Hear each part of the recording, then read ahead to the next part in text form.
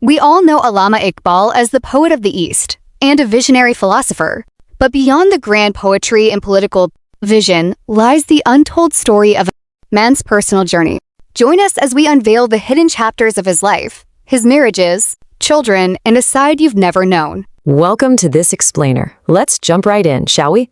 Today we're diving into the untold, totally fascinating complexities of a historical icon whose real life was way more dramatic than what you get in the standard textbooks.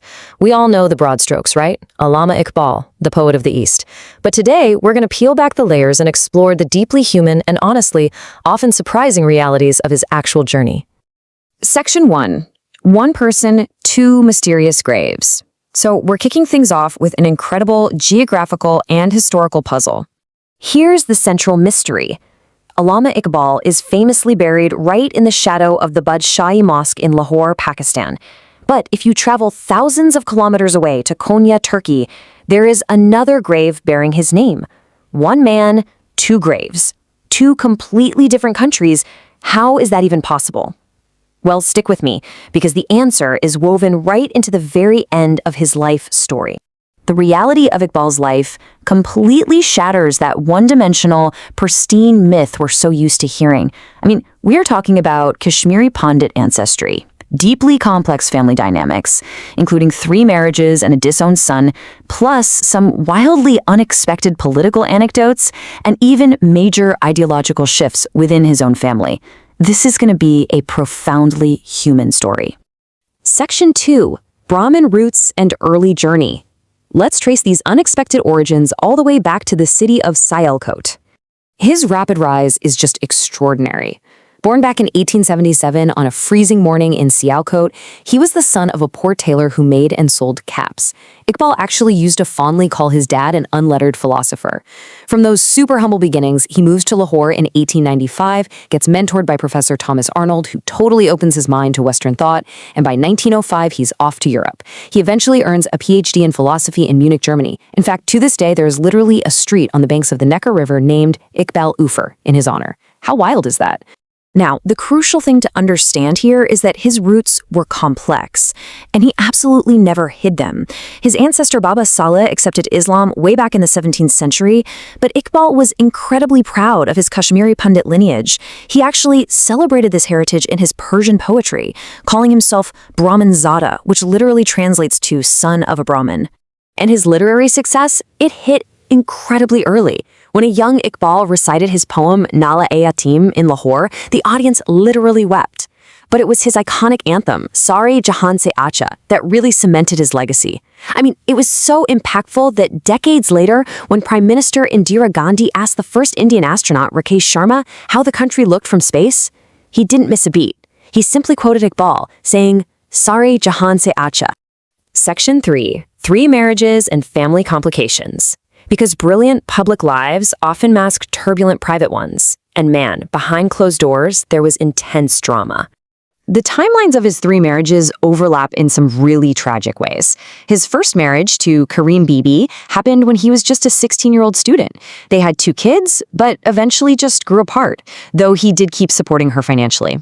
Quick fun fact, Karim Bibi's nephew actually grew up to be the famous subcontinent musician Khwaja Khurshid Anwar. Anyway, then came Sarda Begum in 1910, followed closely by Mukhtar Begum. By 1924, both women were actually pregnant at the exact same time. It's a situation that ended in utter tragedy when Mukhtar Begum passed away during childbirth. Now, think about these words for a second.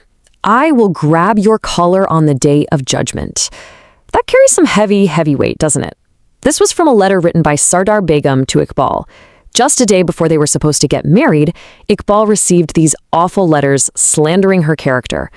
Heartbroken, he actually canceled the wedding at first. She wrote back basically saying that God had tied their knot, and if he rejected her, she would hold him accountable on the day of judgment. And the most shocking rumor in all of this, those slanderous letters were allegedly orchestrated by Iqbal's own eldest son, Aftab. Section 4. Dispute with disobedient son, which brings us directly to what is arguably the most heartbreaking chapter of his entire life. It's basically a tale of 2 sons, separated by a whopping 25 years. On one hand, you have Aftab Iqbal from his first marriage. He was raised away from his father, deeply influenced by his mother's side of the family, and harbored intense, bitter resentment. On the other hand, there's Javed Iqbal, born to Sardar Begum in 1924. Iqbal absolutely adored Javed. He famously wrote the Javed-nama for him and even named his new house Javed Menzil. You can imagine how this massive, glaring contrast in affection created a deeply painful divide. Things completely boiled over with Aftab in 1931. Aftab wrote to Sir Akbar Haidari complaining bitterly about his financial ruin, feeling neglected by his dad, and being totally deprived of property. When Sir Akbar reached out and asked Iqbal to forgive the boy, Iqbal's response was painfully blunt. He said, "My disobedient son has given me much agony."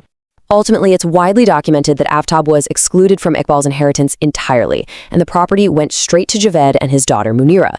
Section 5, Kidiani Controversy and Political Journey. Okay, let's explore his shifting ideologies and some pretty unexpected political encounters, making sure we stick strictly to the documented facts. His evolution on the Ahmadiyya movement is, well, highly complex. Early on, Iqbal actually acknowledged the intellectual status of the movement's founder, Mirza Ghulam Ahmad. In fact, Iqbal's elder brother, who funded his early education by the way, and his nephew both converted to the movement and stayed in it. But Iqbal's own stance shifted drastically over time. He ended up resigning from the All India Kashmir Committee over disputes about their preaching, and by 1935, he was writing these famous articles demanding the group be declared a separate community. Now, while researchers firmly reject the claim that Iqbal himself ever pledged allegiance, his 1935 writings were so pivotal that they were heavily cited decades later during Pakistan's 1974 parliamentary amendment. All right, let's pivot to a bizarre, darkly humorous moment from his political career. It's December 1926. Iqbal is running for the Punjab Legislative Council. He's totally exhausted after a long day of campaigning, and he accidentally greets a supporter of his opponent. Well, instead of just saying hello back, the guy literally takes off his dhoti and exposes himself right there in the middle of the street. A deeply distressed Iqbal goes and complains about the nation's lack of manners to his friend Hafiz Jalandhari, and Jalandhari famously jokes back, "Why are you sad? He gave you what he had." Hearing that, Iqbal completely lost it, burst out laughing, and all that election stress just melted away. Section 6, Rumi, Death, and Turkey Connection. We've arrived at the final chapter, where that big opening mystery finally gets resolved. On the morning of April 21st, 1938, Allama Iqbal took his last breath inside Javed Menzil, the very home his late wife Sardar Begum built by selling off her own jewelry. The outpouring of grief across Lahore was just massive, and as the leader Syed Ataullah Shah Bukhari profoundly put it, if the nation had truly understood him, they wouldn't be enslaved, and if the British had understood him, he wouldn't have died peacefully in his bed, but on the gallows. What's truly fascinating here is how his physical and spiritual legacies branched out.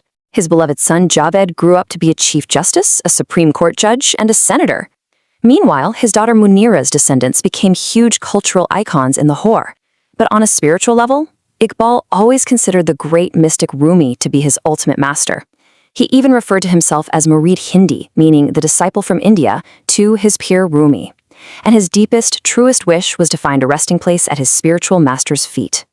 And boom, that brings us right back to our opening mystery. The Turkish nation actually answered his lifelong spiritual devotion with an incredible act of love. Back in the 1960s, the Turkish government built a gorgeous symbolic grave for Allama Iqbal over in Konya, placed right in the courtyard of Maulana Rumi Shrine.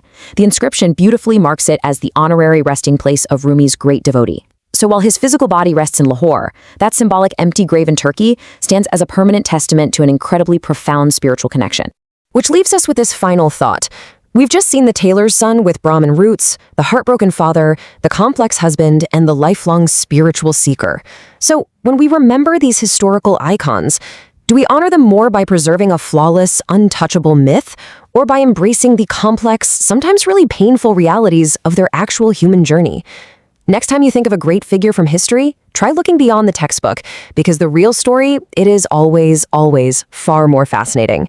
Thanks for joining me on this explainer, and I really hope this sparks your curiosity to keep digging deeper into the past.